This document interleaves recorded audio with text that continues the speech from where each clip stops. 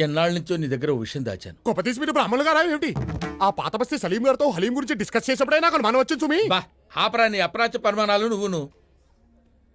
నిన్నో విషయం అడగాలనుందిరా. ఏమిటి? నువ్వు ఎప్పుడైనా ఎవరినైనా ప్రేమించావురా? ప్రేమ? నేనా?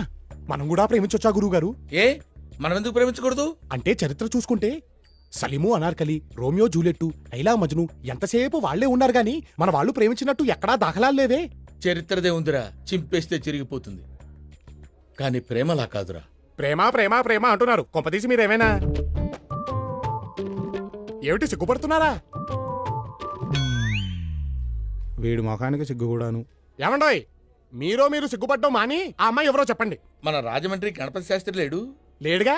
పోయిన పుష్కరాలకి మనిషిగా మునిగి శవంగా తేలాటగా. ఆ శవానికి పిండం పెడుతూనే వాళ్ళ పెద్దమ్మాయి శశికళకి బీటేశా. ఏమిటి మంత్రాలు చదువుతున్నా?